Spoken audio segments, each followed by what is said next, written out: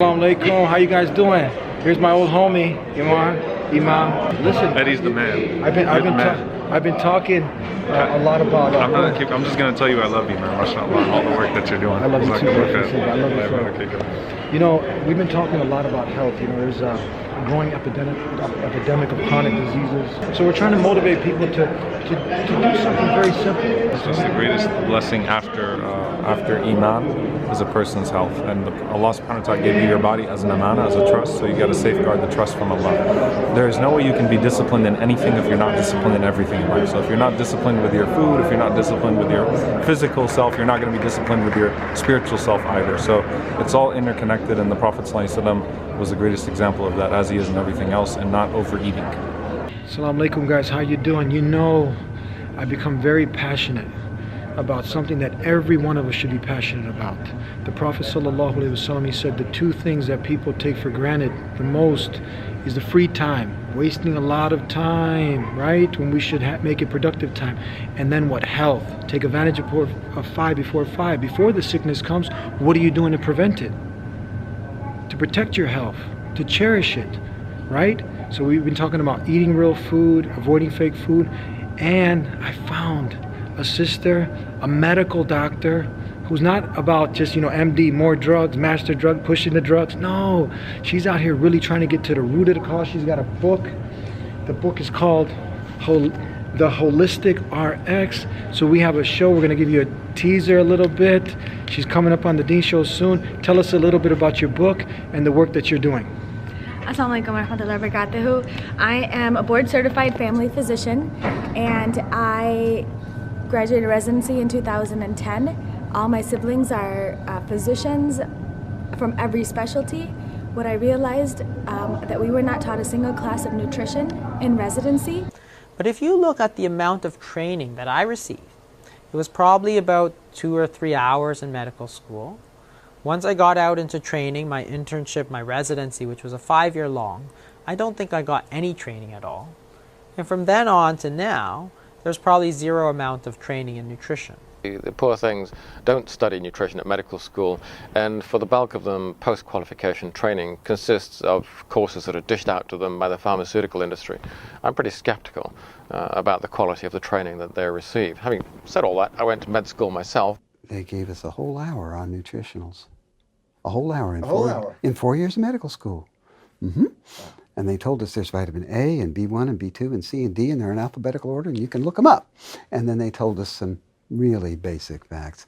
We got a whole hour. First of all, how much training did you receive on nutrition when you were in medical school? Because I know here in the States, it's almost none. Yeah, not much. Not much? Not much. Even in Argentina? It's close to yeah, very little. Close to none? Very little. Because in medical school they don't teach you anything about nutrition. And this is what is really key and important, is because of the fact that we are what we eat. And all we are taught in medicine is here's a problem, here's a pill. But what conventional medicine does is it looks at the root, like the little leaves of a tree, and gives you a medication for each symptom, but not really recognizing the underlying root cause, which is inflammation. So once you can heal the underlying root cause, lower inflammation, you can heal not one chronic symptom, but then all of them simultaneously, alhamdulillah. We have an epidemic where currently 1 in every 36 children have autism. 1 in every 2 children have a chronic condition. That is not the new normal that we need to adhere to. We need to focus on getting to the root cause of these issues, healing that, so we can heal and prevent chronic illnesses from our generations into years to come, because they say that if we continue at the current trajectory, 1 out of every 4 children will have autism by 2033. This has to stop now. And what's so subhanallah is that our deen, Quran, Sunnah has dictated exactly what we need to do. So if we just adhere to those, we can lower inflammation and heal and prevent chronic illness for everybody. Sister, many people, like you said, they haven't connected the sickness-food correlation. You mentioned those statistics. There's also 100 million people with either pre-diabetes or diabetes. 100 million. right? 1 in 2 men are expected to have cancer, 1 in 3 women. And people, they just haven't connected what you put it, you eat something bad, oh, my tummy hurts. You put something bad in the stomach and now your health is being affected. We have over 600,000 fake food items out there, and people can't tell the difference, and they're not connecting what they're eating with their sickness. And like you said, they're going to the medical doctor and then they're treating the symptoms. You just said something that was an aha moment for me, brothers and sisters, that as good intention as many medical doctors are, and she's a medical doctor, you don't learn nutrition in medical school. So people aren't connected. They do what they're good at, giving drugs, managing symptoms, but getting to the root cause, the root problem, and briefly, and we're going to have inshallah her on the show, we can talk about this more, about the food.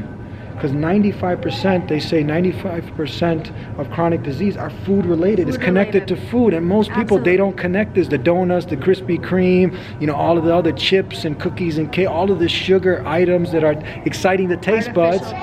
Yes, for longer shelf life. And that's making you and your children sick, not to talk about the rotting teeth, right? So can you just talk about the fake foods, and then the sickness food correlation? What happens is that food, we are what we eat. And Prophet Muhammad ﷺ says this, the worst vessel we can fill is our stomachs. If our gut is diseased, our body is diseased. If our gut is healthy, our body is healthy. I'm paraphrasing. And also, the gut is our gateway to health.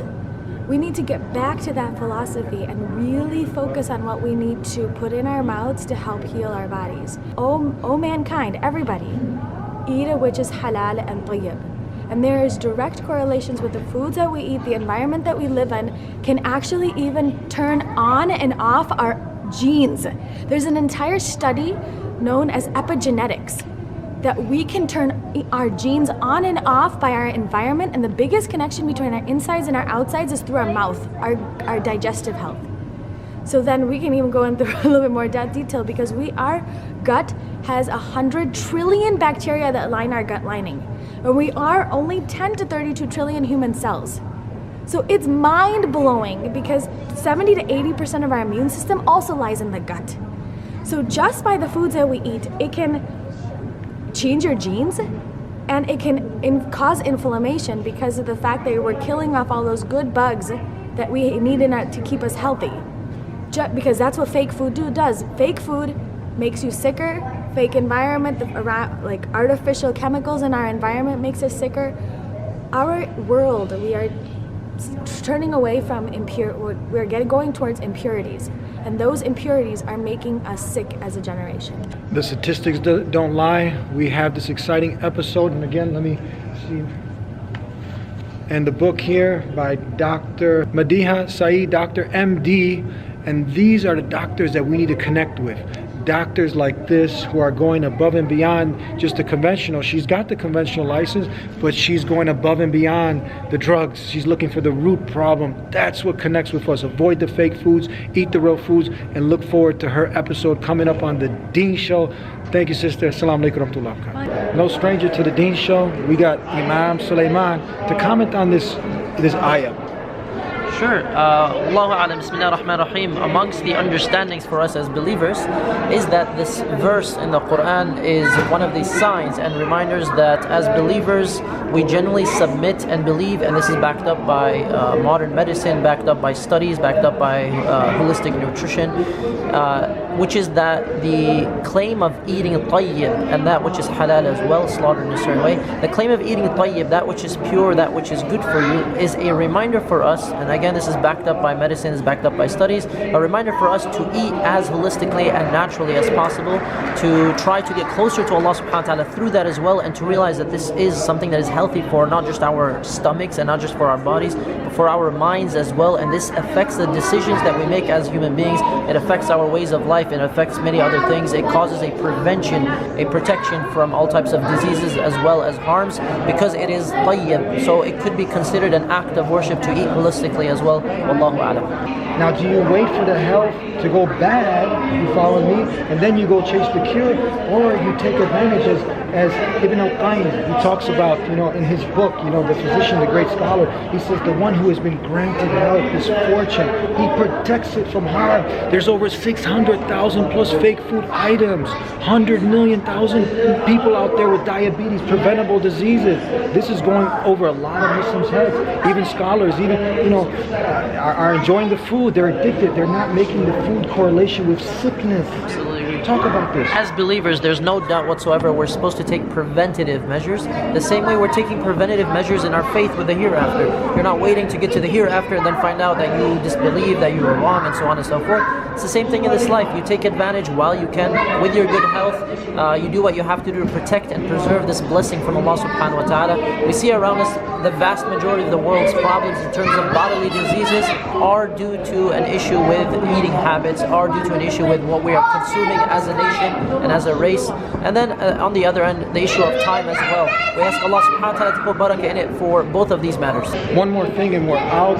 Tell us, how can we're trying to get this movement going of replacing the fake foods. What you do in your home, okay, that's fine. You want to continue to eat the fake foods, no problem. But in the masjids, not only tooth decay, 1 in 2 people have a chronic disease, cancer, and all of these things that are affecting people's health.